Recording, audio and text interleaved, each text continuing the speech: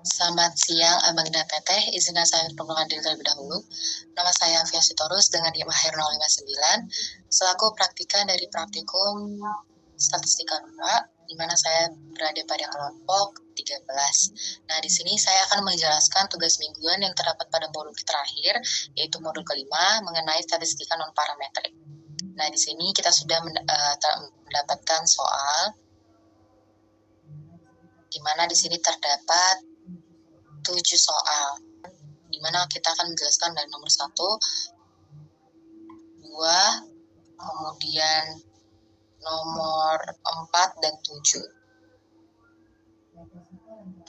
Nah, untuk nomor 1 sendiri, PT Sikol antara Abadi ingin mengevaluasi apakah terdapat perbedaan kinerja di antara 4 aplikasi pengolah dokumen yang sering digunakan oleh karyawan mereka, yaitu Mrs. Excel, PubQM, RStudio, serta Minitab. 10 karyawan diminta untuk menguji keempat aplikasi tersebut dan memberi penilaian dari 1 hingga 5 berdasarkan kemudahan pengguna. Nah, di sini tabel 1 menunjukkan hasil penilaian karyawan terhadap kinerja aplikasi pengolah dokumen. Kita akan melakukan pengujian untuk menentukan apakah terdapat perbedaan kinerja di antara aplikasi pengolah dokumen tersebut, di mana kita menggunakan alfanya itu sama dengan 0,05. Nah, di sini sudah terdapat tabel penilaian kinerja aplikasi pengolah dokumen, dan sekarang kita akan menjelaskannya menggunakan software pertama, yaitu RStudio. Nah, di sini kita sudah membuka software RStudio, di mana di sini kita akan mengerjakan nomor 1. Dan nomor 1 sendiri kita menggunakan uji Friedman.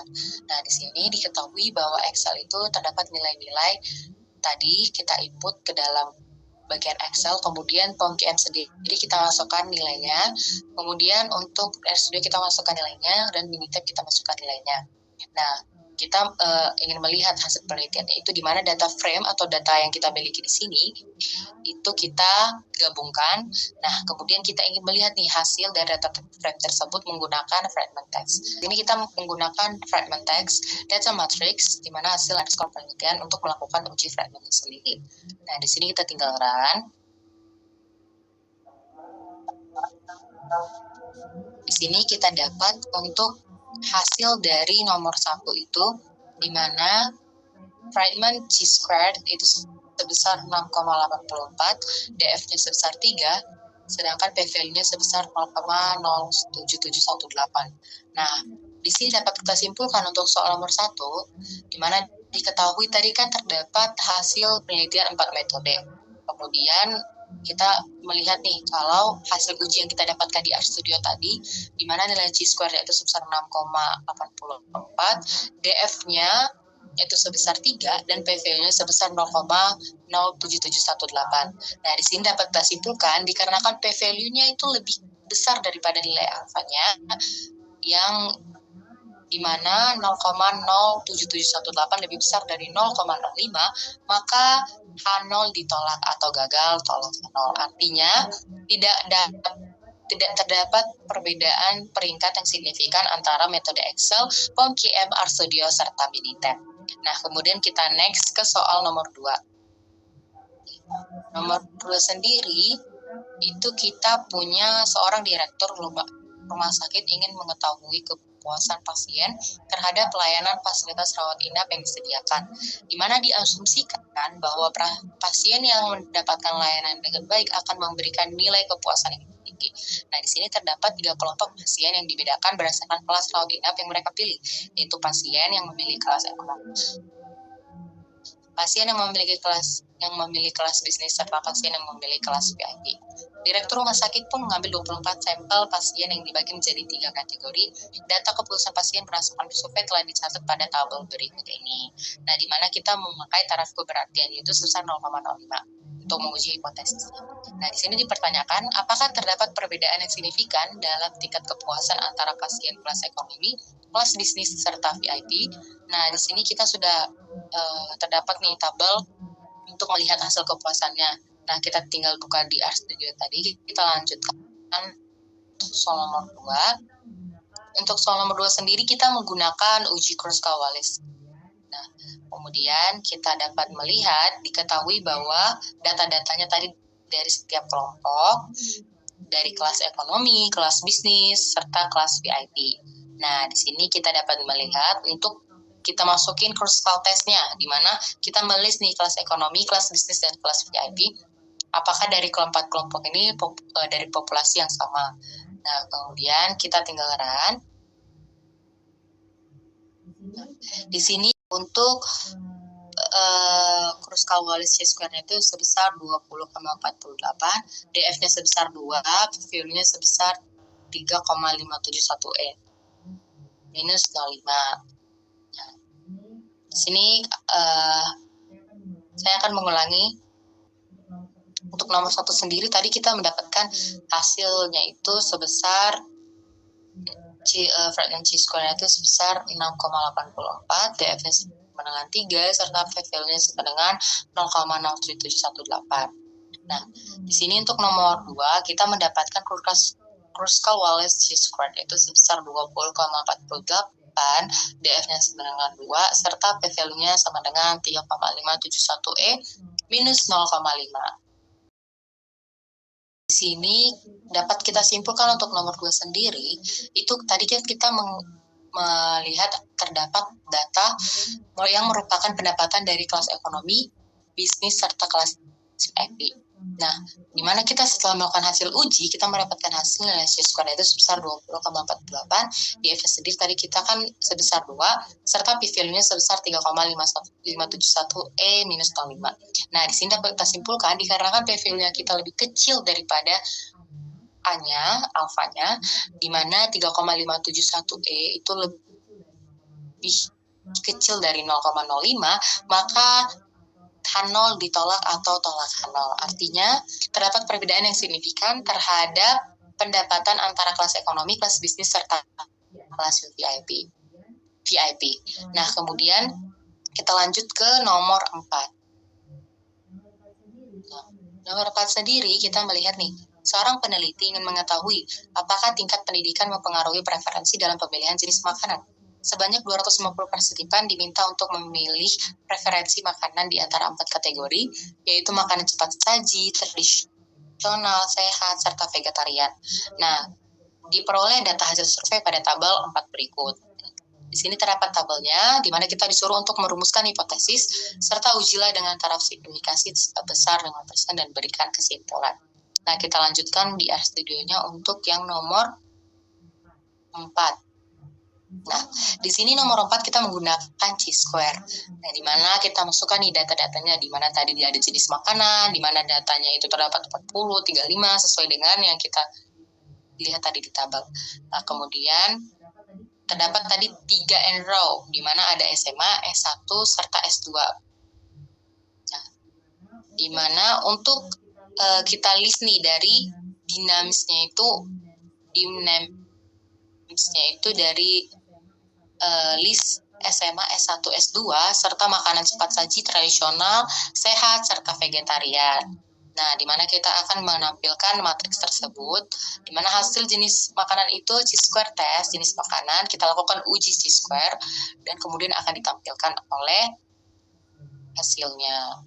Kemudian kita tinggalkan, kita dapat melihat untuk Pearson chi-square-nya. Nah, di sini terdapat hasil di mana X-square-nya itu sebesar 2,3453, sedangkan DF-nya sendiri sebesar 6 dan P-value-nya sebesar 0,8854. Nah, di sini dapat kita simpulkan sesuai dengan yang sudah diketahui tadi, di mana data kita tadi ada 4 data, ada makanan cepat saji, tradisional, sehat, dan vegetarian, di mana ada 3 tingkatnya, SMA, S1, dan S2. Nah, di sini dapat kita simpulkan untuk hasil ujinya kita dapat itu sebesar 2,3453 untuk X-square-nya, kemudian DF-nya itu sebesar 6, serta P-value-nya sebesar 0,8854. Kemudian karena hasil tersebut, di mana P-value-nya lebih besar daripada alfanya, di mana 0,8854 lebih besar dari 0,05, maka kita gagal tolak H0, di mana tidak terdapat hubungan yang signifikan antara tingkat pendidikan dengan jenis yang dikonsumsi. Nah, kemudian kita lanjut ke soal nomor 7. Oke. nomor 7 sendiri kita dapat melihat di sini. Seorang peneliti agrikultur ingin mengetahui apakah jenis pupuk yang digunakan pada tanaman tomat berpengaruh terhadap berat hasil panen. Peneliti membagi lahan menjadi 3 kelompok, di mana masing-masing kelompok diberikan jenis pupuk yang berbeda, yaitu pupuk organik, kimia, serta campuran. Setelah masa panen, peneliti mengukur berat hasil panen dalam kilogram dari beberapa sampel tanaman secara acak. Nah, di mana datanya itu diperoleh dari data 7 tersebut, dari tabel 7 tersebut. Nah, dengan taraf simplifikasi sebesar 5%, tentukan apakah terdapat perbedaan median berat hasil panen tomat di antara ketiga jenis pupuk tersebut. Nah, di sini kita tinggal sintak-sintak yang sudah kita buat tadi, di mana untuk soal nomor 7 kita menggunakan uji Kruskal-Wallis. Nah, di sini kita masukkan data-datanya sesuai dengan yang kita punya di tabel tadi. Kita masukkan kepada setiap kelompoknya. Nah, kemudian kita tinggal masukin nih Kruskal teks, di mana kita list organik, kimia, campuran. Nah, kemudian kita tampilkan.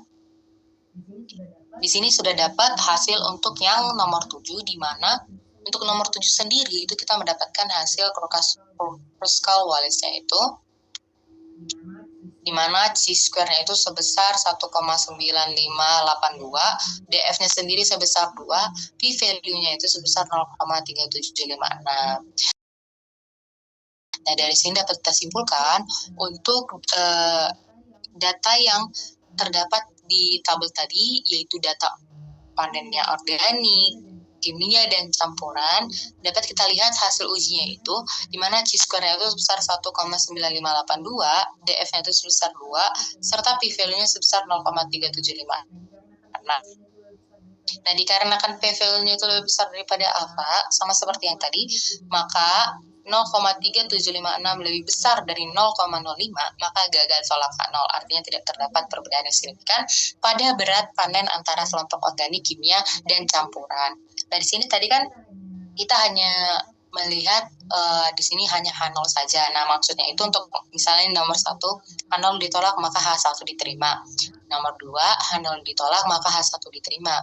Nah, nomor 4 itu dia H0 diterima, H1 ditolak, dan untuk nomor 7 juga H0 diterima, H1 ditolak. Kemudian kita lanjut ke software lain, yaitu software pakai. Nah, di sini kita sudah masuk ke software lainnya, yaitu software Minitab, di mana di sini kita akan mencari hasil ujinya sama seperti yang tadi.